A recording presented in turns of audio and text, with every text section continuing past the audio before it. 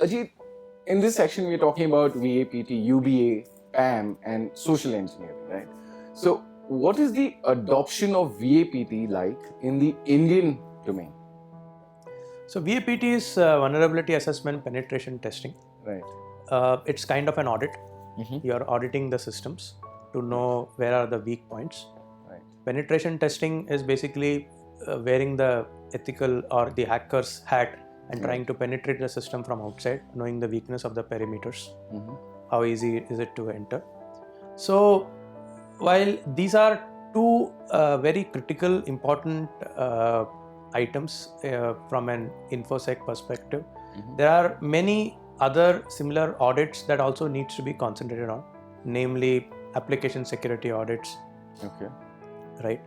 Network security audits. So these are all additional audits that one needs to focus on, and the sum total of all these would ensure that you have a stable network which has adequate controls in place, protection in place. There are also other cybersecurity concepts like honeypots, etc., that one needs to have focus on, where you lay a honeypot and you hope that anybody trying to take an unauthorized access into the system is trapped towards the honey, and that honey is a dead point. Right. And thereby you are not only able to prevent a damage, you are also able to trace who the person is, because you have led him to that trap. So these are all things that a stable standard organization would focus on. Right.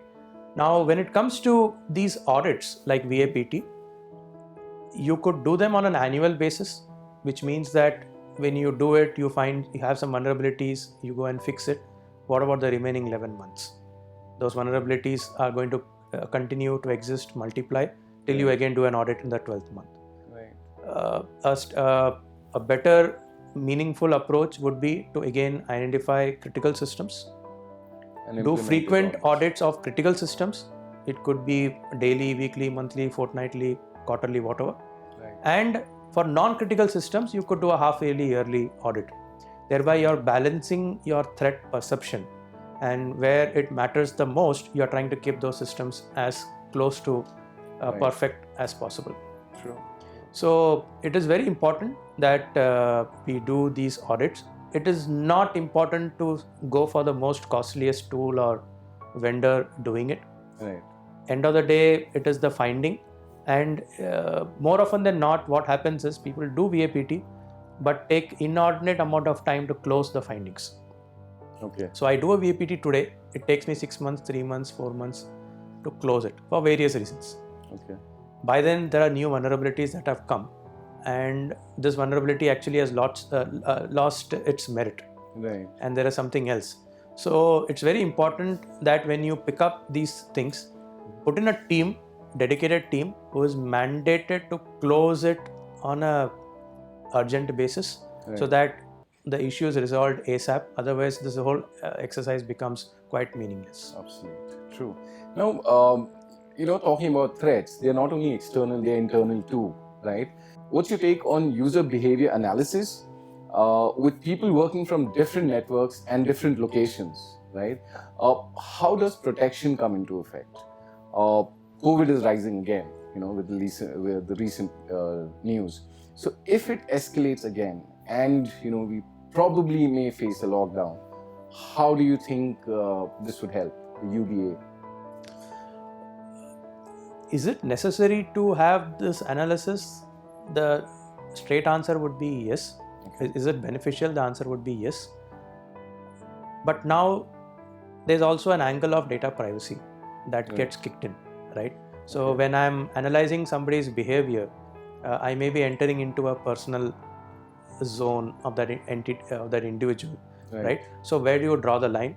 And one needs to have reasonable reasons for trying to know about an individual's non-work life, to know how that's going to translate here. Is it necessary? Possibly at times, yes. Certain businesses will demand that this person's social history, social media history, and other things are tracked to know the possible next step this person Takes. could take. For example, if I am a if I believe in having a drink every night, right? Somebody may want to track the amount of alcohol I take and the kind of alcohol I take, because if they are working in a critical position, it may some point backfire. True. I'm not supposed to reveal certain secrets, but in that state I may end up revealing. Right. So now, so there are ways and ways of doing it. There are certain laws which prohibit from doing it, and there are ways how you can take consent, etc. Having said that, COVID has also brought in a lot of, when COVID was at its peak, we used to often hear that people had some mental issues post-COVID. Yes. Right. Yes. So it is also that aspect of knowing whether an individual is still capable of performing that activity, can still digest that information because he is being impacted. So the other aspect is, say if I'm a disgruntled employee and if I want to teach a lesson, I may use COVID or some other example. Yes. And say, today I think I'm running fever, it might be COVID, I'm not coming, and I want to, and I've copied some data and now I'm trying to misuse it, sell it or whatever. So it is very important that we look at patterns. Therefore, answering your question, is a user behavior analysis important? The answer is yes, but one needs to justify its importance.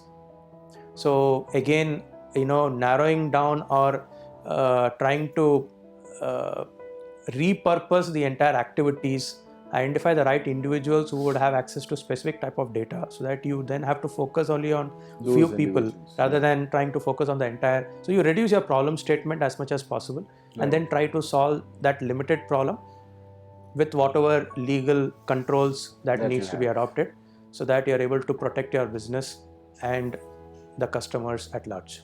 True. Now, along with that, you have privilege access management, right? So UBA and PAM almost go hand in hand, if I'm right. What's the criticality of this tech? So privilege access management is one of the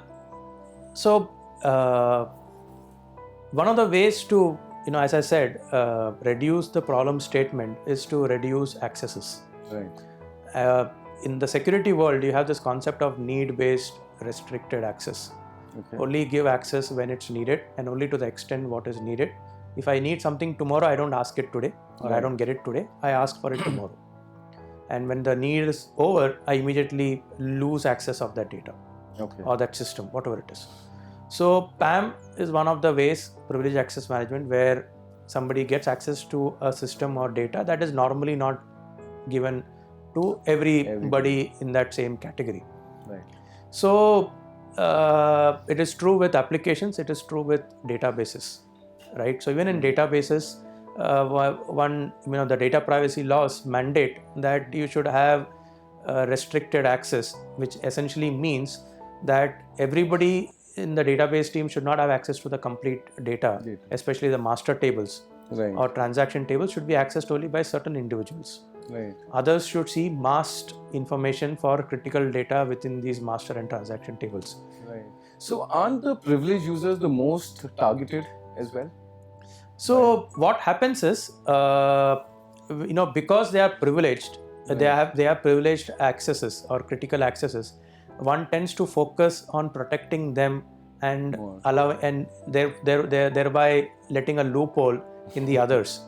So I, as a hacker, can still make an entry through the non-privileged guys into the privileged system. Access. Oh, okay. So therefore, it is very important that one understands the entire arrangement that is happening. In the end, if we are all getting access to the same room, right?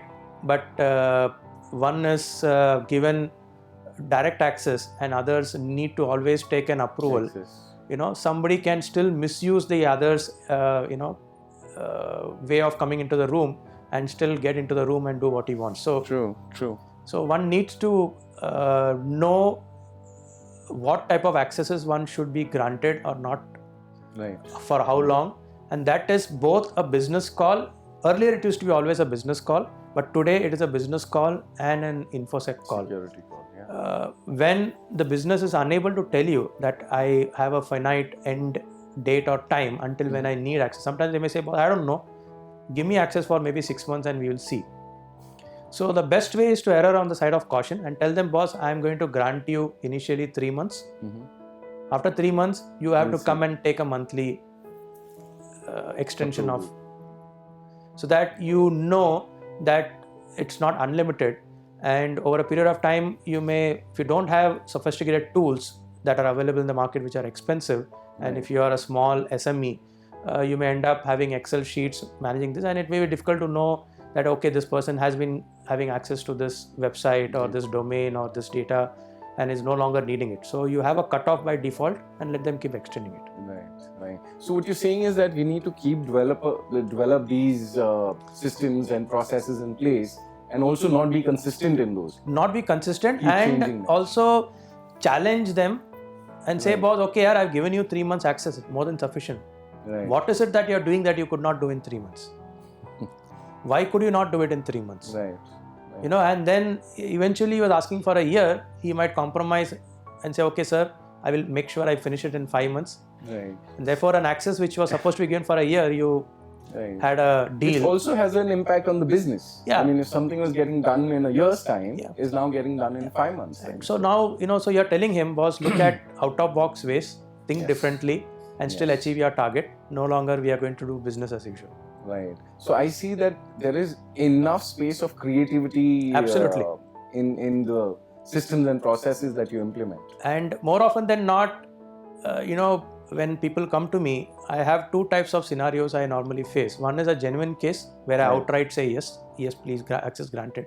The other is, it's purely the change management. I don't like to change. I've been doing it in a particular way. I want to continue. Or it is just that, you know, I don't want to take that extra effort. Earlier, it's so easy for me. Why I should put that extra 3 steps?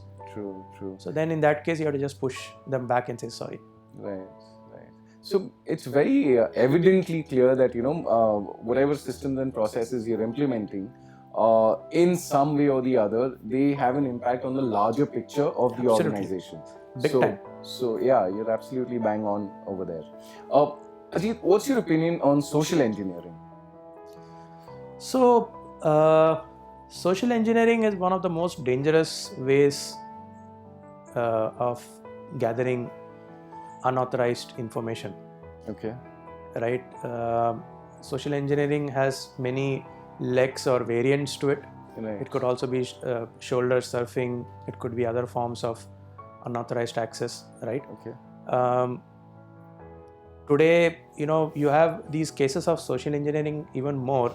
It's not only the old traditional examples, or, you know, you are, you know, traveling every day, you and another person, you end up taking the same train at the same time, going to the same destination, and, you know, 3 months you become best friends and start opening up. That was a traditional example. But today, the new ways of social engineering, a variant or a version of it is where people try to play with your psyche. Okay. You know, there was this big scam happening, it's still possibly happening, where people got access to some, you know, data of various insurance companies, and say the person is not alive, or the policy is already matured. You get calls saying that, sir, say this is year 2022, and they will say, you know, sir, actually there is a policy which you took in the year 2013. It's a 10-year policy. You ended up paying only for how many ever? You know, 1 premium. You have to pay 3. Today the value of that premium is 10 times, but then we can only release the money provided you pay the remaining 2 premiums.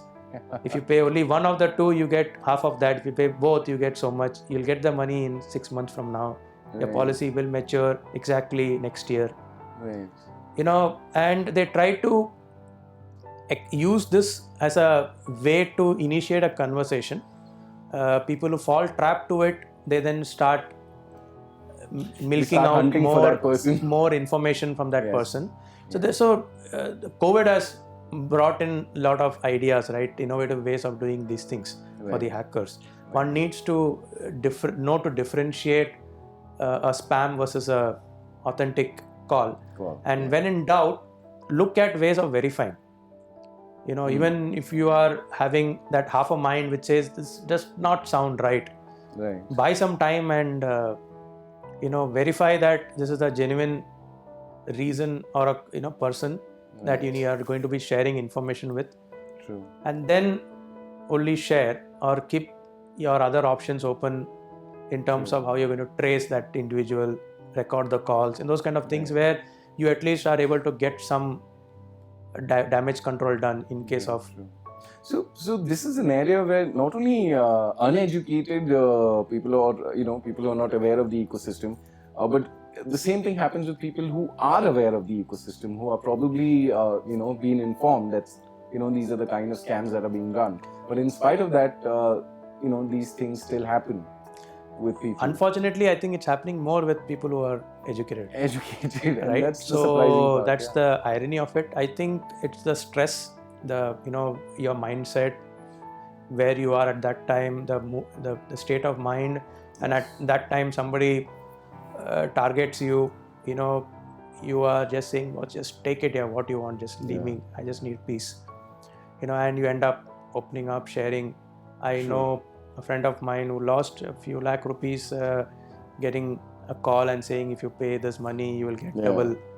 And trust me, he's a very well educated person. It just it happens. That moment when you just blanked out and you just lost it. And a minute later, you come back to your senses and say, boss, it couldn't have been me who has done it. But actually, it is. And then the bulb comes on. Yeah. True. Interesting. Great. Well, thank you so much. We spoke about VAPT, privilege access management, social engineering. So a good perspective, Ajit, with keeping the current things in mind right now in the industry. So thank you for sharing about this. Thank you.